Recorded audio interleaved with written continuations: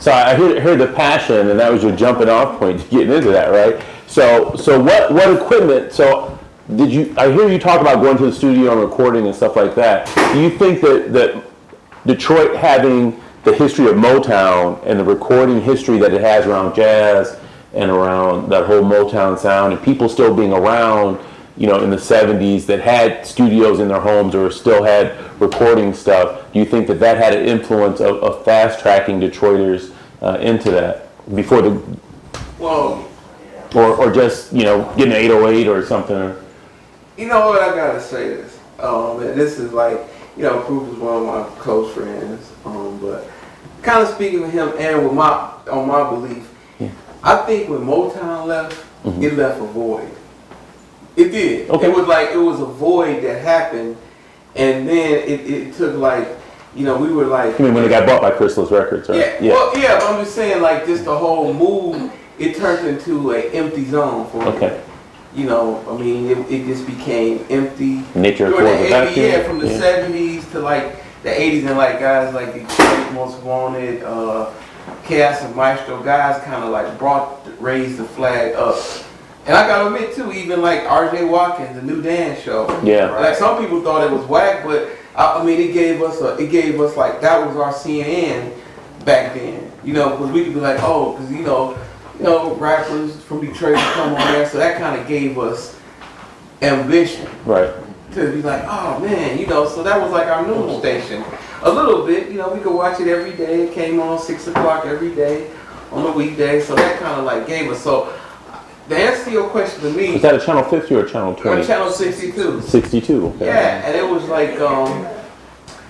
honestly, it was a voice, so everybody kind of had to find their own way, and then we all came together. Because that big hole had been filled. It was a void, yeah. A lot of those rappers kind of got swept away a little bit, because their history kind of went with the New Dance Show and that era, because a lot of those interviews you can't really Google them and find them. Right.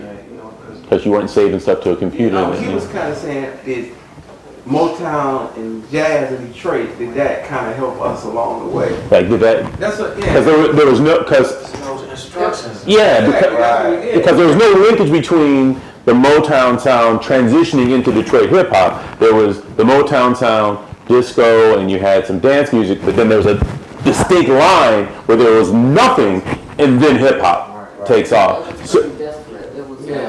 It was a void. He helped the boy. Mark helped a lot of the Detroit boy.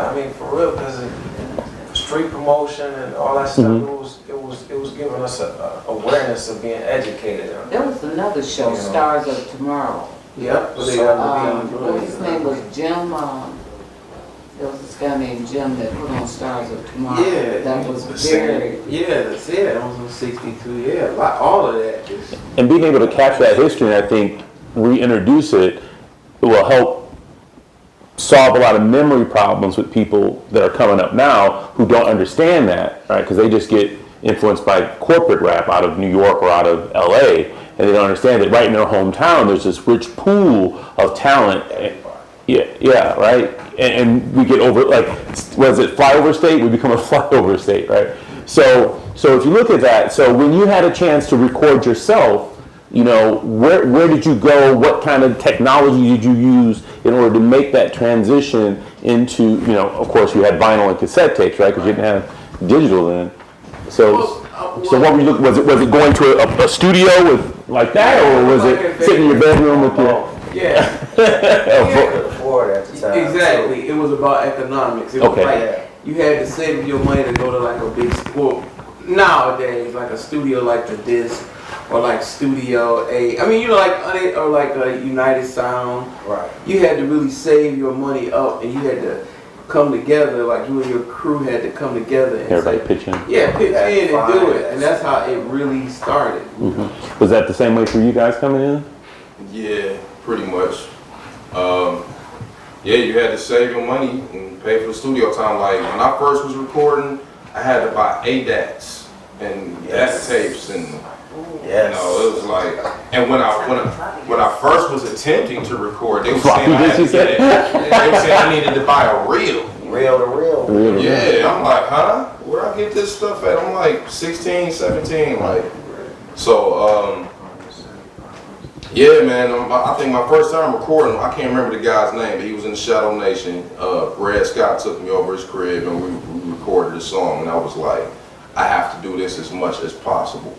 You know, like I was able to ride and listen to it and let people hear that. That's you. Like, so, yeah. That's a hell of a feeling. Is that putting the 8-track in the car and driving to wherever you're going and listening to? Not the 8-track. And then the cassette. I'm sorry, cassettes. I'm sorry. Right. We went to Billy Meadows. Yeah, Billy Meadows. That was our first studio. $50 an hour. Slick tracks was mine. But after we got the groove, we tried to do our own thing. So we started out really MacGyver. A microphone, cassette deck, keyboard, and it's me, you, and Butter on the track. Mark on the end. If you mess up and you the third verse and me and him then win, we gotta start all over again. We did stuff like that, you know, because we was trying to get our money up to get our own studio. Which I'm pretty sure like they would not. That sounds like James Brown stuff.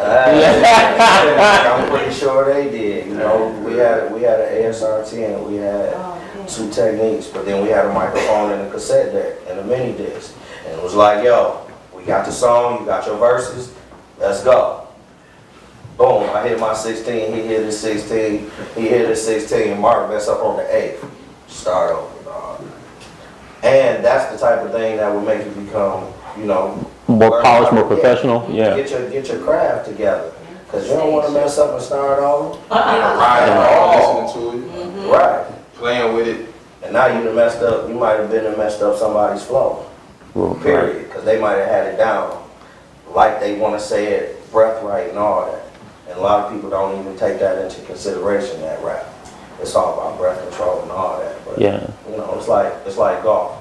Yeah, you know, think about it. It's almost like a sports training, right? You have to get your breathing right. You have to have the math in there because you have to know each beat when you come in, all of that. You can't just hit the golf ball. Yeah, you start swinging. Yeah. So, what was your first studio session? Oh man, probably like AJ McGee and Highland Park or something. I mean, that was like the biggest studio. You know, we recorded a polished song then. It was before we was just my homie had a yellow pages and he had 2 pencils and put the microphone. And we had Mark 8-track and he'd make the drum beat like that, you know. And then as soon as we watch his grandma lead it, the whole house, we go sneak on her turntable. Put her turntable. That's some serious MacGyver stuff there. Right. Exactly. You know, cut the bass line. Necessity becomes a mother of invention at that point, right? Yeah. Because you want it. Because at that time, studio time was just like, how can you pay that much and your parents ain't making that much now? Right. So it was like, whatever we can do, at the time we did it. You got any favorite stories? Well, what comes to mind is Cafe Mahogany, because we would have people like J Dilla and Slum Village and people like Common and Black Thought. They would come to Cafe Mahogany and then sometimes come through the hallway to Spectacles, and those were some fabulous times, but it was because of J Dilla that so many people would come to our city just to work with him. I knew I didn't have a studio story, so I thought about, the fact that so many prominent rappers were coming to Detroit to work with him.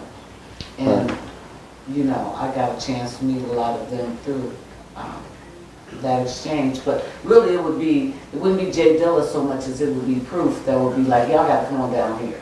Right, yeah. So Proof would always be the one. Ushering people through? Yeah, and he would always host my my hip hop events and be the MC, and he kept the peace. We never had a problem, Right. when proof was there, so I miss him dearly. Right. Yeah. We'll call everybody, y'all gotta be there, y'all gotta be there. Let's call there 8 o'clock in the morning. Those are good times, Yeah. especially once you do the party. Yeah. So how closely tied was your creating the music and the party scene, going to the club or during the weekend, party to debut whatever you just created? How important was that to each one of you as an artist? I don't think that. Like, did you go, man, I can't wait to get this out in front of it? That didn't really happen for me. I don't think that happened on a large scale until the Lush Lounge. Okay. People, because you would hear some of the same verses every week from Right. you know what I'm saying? But Right. you knew they was getting it ready, so they knew it was ready to record, and you would hear those verses on a lot of these albums that they wound up putting out. Before then, the hip hop shop was all freestyle. Okay. It's supposed to be like, hey, if you can't freestyle, you can't flow, and you probably gonna get roasted by proof. Right. He gonna roast you up. Yeah.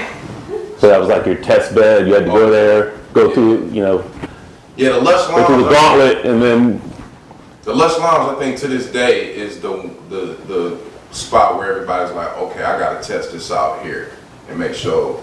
As far as on a large scale, with Yeah, a large yeah. group of people's every week. like a jury of your peers type of situation. Yeah. So And it wasn't the everybody didn't get called to the stage. Like it was some weeks I'm mad. Like You got there you at see me 10:30. here. 10:30, you didn't sign the sheet in time.